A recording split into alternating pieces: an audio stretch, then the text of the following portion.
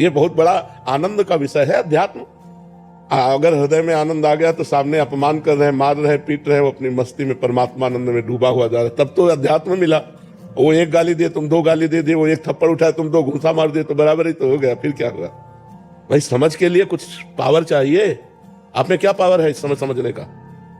जो कह रहे हो कम समझ पा रहे हैं, तो आप में पावर क्या है समझने का? बुद्धि की पवित्रता किस ऊंचाई पर जो है साधु की बात को समझने की? मसाला भी तो चाहिए हमारे अंदर, वो सामग्री भी तो चाहिए समझने के लिए।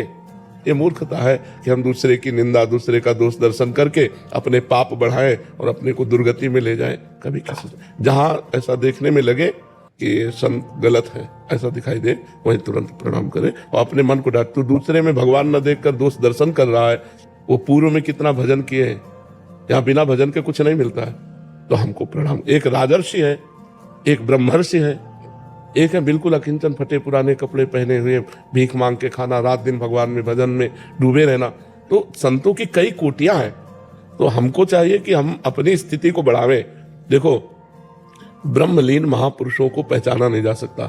भागवत में पढ़ के देखो, रहुगण कपिल भगवान से सत्संग करता था, लेकिन पालकी में ज्योति दिया सिद्ध महापुरुष जड़ भरत जी को, पालकी में लाके ज्योति दिया, तो पहचान पाया क्या?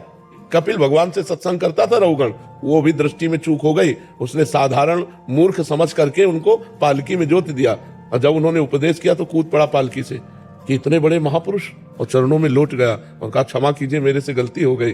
तो संतों को पहचान पाना बड़ा मुश्किल है। सही माने में भगवान के मार्ग में चलने वाले तो ऐसे अंगुलियों में गिने जा सकते हैं। सही माने में जिनका लक्ष्य भगवान है, भगवान की आड़ में वासनाओं की पूर्ति, रुपया की प्राप्ति, मनोरंजन, ये अलग बात है, लेकिन वास्तविक जिनका लक्ष्य भगवान है, ऐसे अंगुलियों में गिने जाएगा। तो अब हम एक दो कहां खोजे? हमें तो सब में सिय राम में सब जग जानी, करो प्रणाम जोरी जुगपाल। सब में भगवान विराजमान है, ये भाव रखकर हमको अपने को बचाना है। इस संसार रूपी रोग की अचूक औषधि भगवान का नाम है।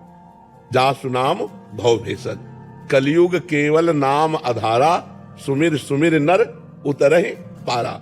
अगर हम भव समुद्र से पार जाना चाहते हैं तो भगवान का मंगलमय नाम हर समय जपते रहे। कलयुग में नाम जप की बहुत बड़ी महिमा है।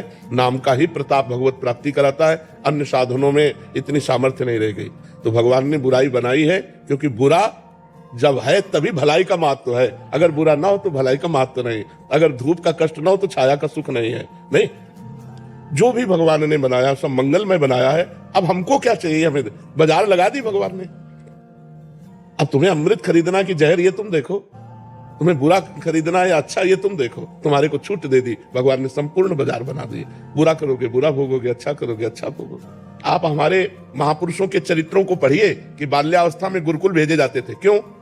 माता पिता परिवार से अलग होकर ऋषि मुनि के शासन में, अध्यात्म में ही अपने जीवन को जब व्यतीत करते, तब जवानी में वो ऐसे धर्मात्मा, ऐसे राष्ट्रभक्त, ऐसे समाज भक्त होते जिससे समाज को सुख मिलता। तो इसलिए अध्यात्म से माता पिता को चाहिए कि बच्चों को जरूर जोड़े।